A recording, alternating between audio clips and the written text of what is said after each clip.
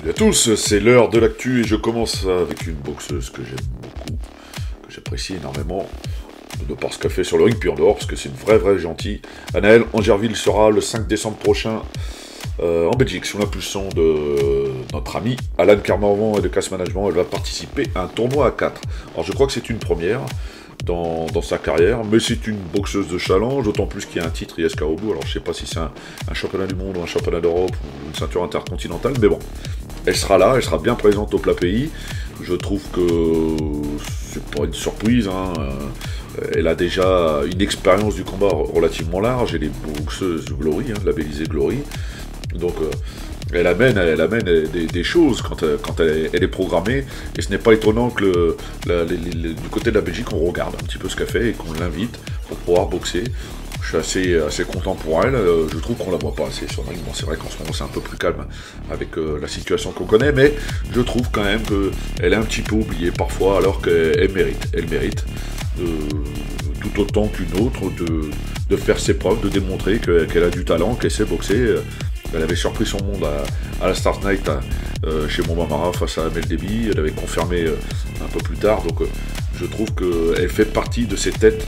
Voilà, c'est un petit peu le wagon de tête, hein, chez les filles, et c'est important de la mettre en avant. Ce sera le 5 décembre prochain en Belgique, et on lui souhaite évidemment le meilleur. On continue avec Romano Fernandez, le Marseillais qui a signé un multi-fight deal avec Eric et Anthony Romeas, ce qui veut dire qu'il sera désormais au programme de la Nuit des Champions et de l'Octofight. C'est un jeune pro, il va commencer chez les pros dans les semaines qui viennent. C'est un garçon pétri de talent. Moi j'aime beaucoup parce qu'il est parce qu'il y a le papa qui insuffle de belles valeurs derrière. Il n'y a jamais un mot de trop, il est toujours prêt quand il vient boxer, il fait de belles choses, il est vraiment doué. Je pense que l'avenir se conjugue avec lui, et puis à côté aussi, hein, les études qui suivent, enfin tout est fait pour qu'il soit bien, qu'il puisse évoluer dans sa carrière de boxeur aussi, dans une activité professionnelle.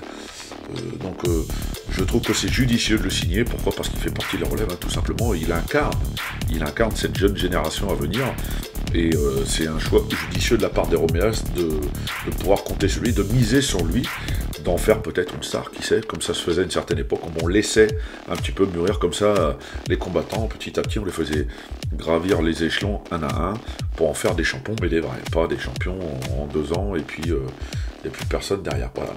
Donc c'est bien, c'est une bonne chose, et Romano Fernandez devrait être au programme de la Nuit des Champions le 21 novembre prochain.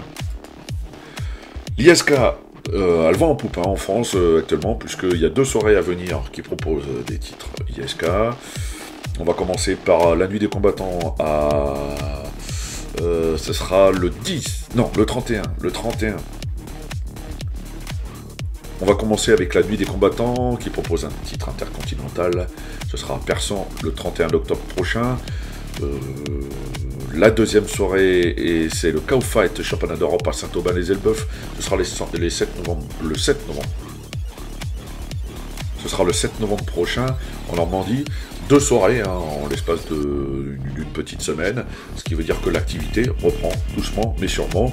On fait le pari de continuer, de poursuivre cette dynamique, et je trouve que c'est bien. C'est bien, tant mieux, ça boxe un peu de partout, et personne va s'en plaindre. Et personne va se plaindre de la prochaine news qui concerne le Marseillais Reynald Guerrarido, homme de défi, homme showman parmi les showman. Moi j'aime beaucoup. Il sera à Minsk, donc au Bélarus, le 15 octobre prochain. Il va affronter un boxeur qui s'appelle Edouard Troyanovski. 28 victoires en 30 combats, 24 par KO. Donc ça frappe. Il a 40 ans, j'ai eu du mal à le croire, parce que quand j'ai vu les photos, je trouve un peu... voilà, il fait jeune, quoi. Voilà, il fait jeune. Mais bon, il est là, il est bien présent, et puis face à lui, il a un garçon, 37 ans, Reynald Garrido, 52 combats, ce qui n'est quand même pas rien, 25 victoires dans 6 par KO. C'est l'homme de tous les défis. Je suis pas surpris de le voir au Bélarus, parce que il fait le spectacle. Voilà. Il soigne ses entrées, il soigne un petit peu la communication post-fight. Donc Et puis sur le ring, il soigne surtout sa prestation. C'est pas le genre de garçon qui se défile quoi que ce soit, loin de là.